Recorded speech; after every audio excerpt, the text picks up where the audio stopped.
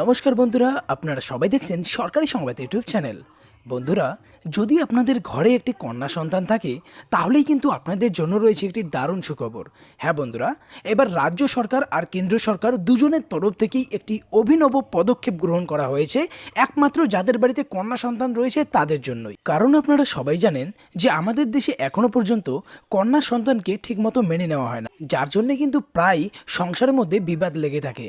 এমনকি কন্যা সন্তান জন্ম দেওয়ার জন্য গৃহবধূকে ঘর পর্যন্ত ত্যাগ করতে হয়। আর এইভাবে যাতে কন্যা সন্তানকে আর অপমানিত না হতে হয়, এই জন্য সরকারের তরফ থেকে নতুন পদক্ষেপটা গ্রহণ করা হয়। তার কারণ যেমনটা আপনারা লক্ষ্য করেছেন, লকডাউন থেকে শুরু করে যত ধরনের আর্থিক সাহায্য বা সুবিধা আছে সব কয়টাই কিন্তু শুধুমাত্র মহিলাদেরকেই দেওয়া হয়েছে। কৃষকদেরও ব্যাংকের অ্যাকাউন্টে 5,000 কোটি টাকা পাঠিয়ে দেওয়া হয়, কিন্তু তা সত্ত্বেও কিন্তু মহিলাদেরকে বেশি গুরুত্ব দিচ্ছে সরকারের তরফ থেকে, কোনোভাবেই যাতে আর মেয়েরা পিছিয়ে না থাকে, যার জন্য কিন্তু সরকারের তরফ থেকে মেয়েদের বেশি করে সাহায্য করা হচ্ছে। আর যার জন্যই কিন্তু সরকার এই নতুন স্কিমটা শুরু করে।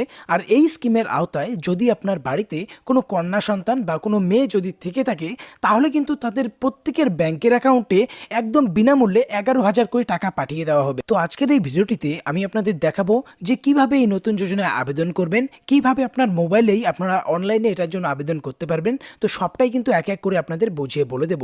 তবে তার আগে যদি আপনিও চান যে আপনাদের বাড়ির মেয়েটির ব্যাংকের অ্যাকাউন্টে এই 11,000 টাকা পাঠিয়ে দেওয়া হোক, তাহলে কিন্তু সবার আগে এই ভিডিওটিকে একটি লাইক করবেন, এরই সঙ্গে লাল রঙের সাবস্ক্রাইব বাটনে ক্লিক করে বেল নোটিফিকেশনটা অল করে দেবেন। তো এখানে দেখুন সবার প্রথমেই বলা হয়েছে যে যদি আপনার কন্যা সন্তান জন্মগ্রহণ করে আর তার সাথে সাথেই কিন্তু পেয়ে যাবেন 11,000 টাকা।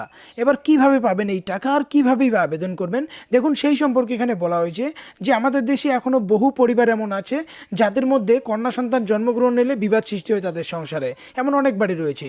আর এমনকি কন্যা সন্তান জন্ম দেওয়ার অপরাধে দেখুন স্ত্রীকে কিন্তু গৃহত্যাগ পর্যন্ত করতে বাধ্য করে স্বামী। তবে যাতে কন্যা সন্তানকে আর অপমানিত না হতে হয় তার জন্যই পাকাপাকিভাবে এই অভিনব পদক্ষেপটা নিল জেনেক্স নামে একটি সংস্থা। এটা কিন্তু কোনো সরকার না, এটা জেনেক্স নামে একটি সংস্থার তরফ থেকে বলা হয়েছে। আর এটার জন্য কিভাবে আবেদন করবেন দেখুন, এবার আমি আপনাদের সেটা দেখাই দিচ্ছি। এটার জন্য আপনাকে সবার প্রথমে এই ওয়েবসাইটটায় আসতে হবে। দেখুন কি লেখা আছে, genexchild.com। এই ওয়েবসাইটটায় আসার পরে এই ধরনের অ্যাড চলবে। তো এই ক্রস বাটনে ক্লিক করে আপনারা এটাকে কেটে দিতে হবে। তো আমি কেটে দিচ্ছি। এরপরে দেখুন এই ধরনের একটা হোম পেজ আপনার সামনে চলে আসবে। তো এখানে সবার প্রথমে দেখুন লেখা আছে এই 11,000 টাকাও বলা আছে, আর এখানে রেজিস্টার নাও বলা হয়েছে। তো এই বাটনটায় আপনার ক্লিক করতে হবে। যখনই ক্লিক করবেন দেখুন ছোট্ট একটা ফর্ম চলে আসে। তো এখানে কিন্তু মায়ের ডিটেলস দিতে হবে। তো মায়ের ডিটেলস এখানে নাম, email ID, mobile number, date of birth, এরই সঙ্গে দেখুন এখানে কি বলা হয়েছে এক্সপেক্টেড ডেলিভারি ডেট। তো এই সমস্ত কিছু দেওয়ার পরে কিন্তু আপনার এই নেক্সট বাটনে ক্লিক করতে হবে। তো নেক্সট বাটনে ক্লিক করার পর কিন্তু ফর্মটা নিচে থেকে আরও খুলে যাবে, মানে বড় হয়ে যাবে। এখানে যদি কোনো মেডিকেল কন্ডিশন থাকে সেটা দেওয়ার কথা বলা হয়েছে, সেটার একটা ফটো তুলে আপলোড করতে হবে এখানে। তারপর অ্যাড্রেস দিতে হবে, আপনার স্টেট বা রাজ্যটা সিলেক্ট করবেন। এরপর কোন শহরে আছেন সিটি সিলেক্ট করবেন নিচে থেকে। এরপরে বলা হয়েছে ফাদার ডিটেলস, এখানে বাবার নাম দেবেন, বাবার ইমেল আইডি, বাবার মোবাইল নম্বর আর বাবার ডেট অফ বার্থ। তো অবশ্যই এরপরে বলা হয়েছে যদি কোনো স্পেশাল কন্ডিশন থাকে, বাবার যদি হ্যান্ডিক্রাফট হয়ে থাকে সেক্ষেত্রে তারও কিন্তু একটা ফটো তুলে এখানে আপলোড দিতে হবে।